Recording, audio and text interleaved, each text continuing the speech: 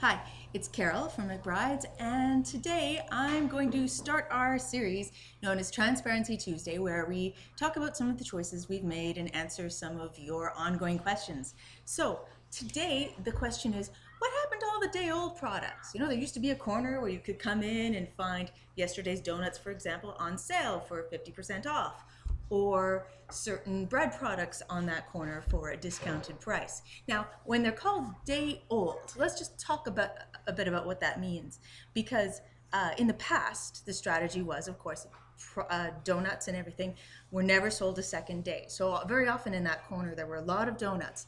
The bread and buns, on the other hand, were more than 1 day old. You know, the bread that was sold here when we purchased the bakery was always post-dated 3 days after it was made. So on the third day, that would be sort of the sell-by date, for example. And people found that confusing because people would look at the shelf and they would see that the date was in the future. So when is this bread made? And so we eliminated that and switched to a process where all our products that are on the shelf are dated the day they are made. So you can see here, these are dinner buns, and the date is November 7th. So these were made today.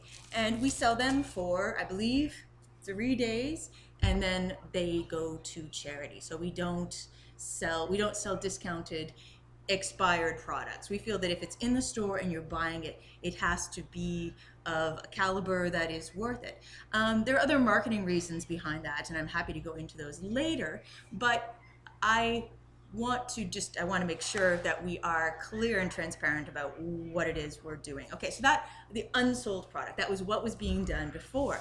So the old strategy, and the strategy of many bakeries, I've heard people talk about, you know, my mother-in-law talks about the bakery in Unity, Saskatchewan, for example, and she says that you had to go early because they would be out of everything at the end of the day. And so if you actually really wanted something, you'd best get there on your lunch break or even before work if it was something you really wanted. But that's wrong. It's wrong. It's a wrong strategy for a bakery, especially one that wants to be profitable and grow.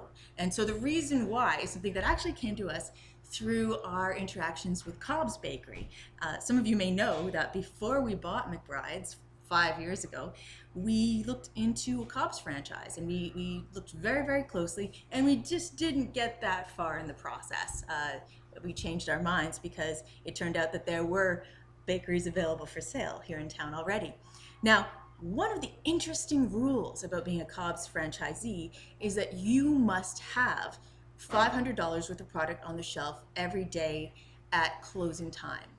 Now, they bake everything every day. It's all from mixes, so it's very, very easy. They bake everything every single day, and then that $500 for the product that they're required to have on the shelf is not going to be sold. So bakers actually have to produce their products for the day with the intent that there's going to be $500 worth of product that they're not going to be able to sell. So what do they do with it? They have a rotation of charities who receive that product. So we were thinking about that, and actually it makes a lot of sense because who are our customers? Who are our best customers? We love you all, don't get me wrong, but the customer who I really try to work hardest to please is a parent of small children who is on their way home from work and wants to make their dinner planning easier and maybe pick up a treat or dessert or something along the way too.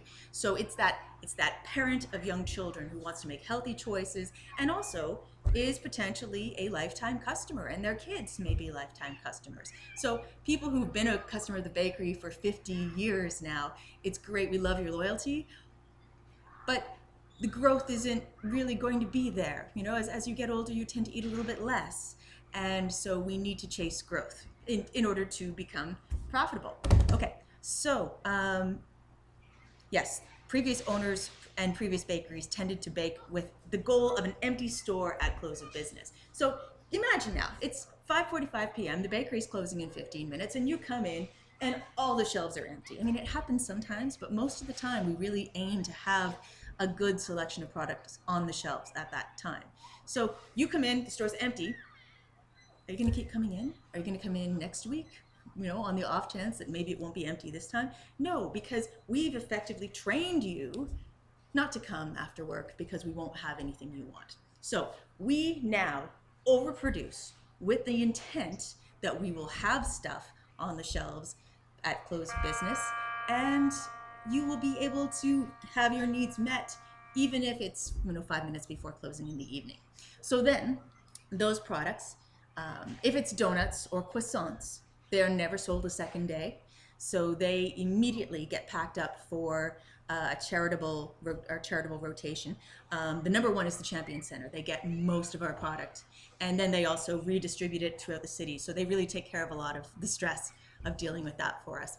The Students Association at Medicine Hat College, they get the unsold bread and donuts on Thursday mornings, and I get a lot of thumbs up from the students there, because it's, really, college students, they can handle a few extra donuts now and then. They're like, but their metabolisms are amazing. Okay, so yes, we overproduce with the intent that those products will go to charity. We don't want, and also we have so much of it because we have to overproduce, that if you walked in the door and you could see over on the right corner, like there used to be, all this unsold bread at a 50% discount, you would then be able to walk into the bakery and get what you need at a much lower price than what we need you to perceive the product as being worth. So that erodes the premium nature of the product that we're trying to create. And our stuff, a lot of our stuff is more expensive. Our apple pie is a lot more expensive than an apple pie you're going to buy in a supermarket because of how we make it. And we'll get into that later. I'll do a whole pie series on our pie choices. But yes, so serious premium products have to cost a bit more. And when we are perceived as a place to go for a discount, that's a disconnect. It does erode the brand value that we're trying to make. So we don't underproduce, we overproduce, and all the overproduced goods go to a number of charities. For example, every Sunday morning at our church, big stack of bread. So if you want free bread, you can, ask where we go to church. Let's see, anything else? I think I've basically covered it. Oh, I wanted to say, yes. So what's happened? What's been the bonus between switching to this type of production where you plan your production based on your total sales? So here's our supply, and you hope that demand meets supply exactly, to our new overproduction model. Well, here it is. Okay, so the old bakery used to have a model sort of similar to this. Okay, so you'd start work at 6 a.m. and basically sales would be pretty good, peaking around lunch hour until the point where a lot of the stuff is sold out. And then there would be one person on staff until closing. And most of the products would not really be available between 5 and 6 p.m. So sales would be kind of low. And only one person on staff would be necessary. But now it's entirely different. We start off much slower in the morning, and it has a nice little peak around noon. But our busiest time of day is, in fact, between 3 and 4:30 p.m., which is when moms are picking up kids from school, people are getting off work, everybody's stopping in on their way home from work.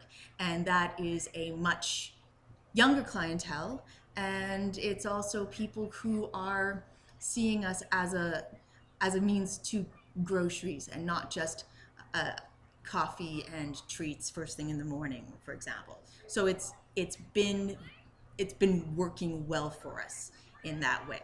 So often, people say, oh, you give away so much, it's a charity. The other thing too is it's not just the goodness of our hearts.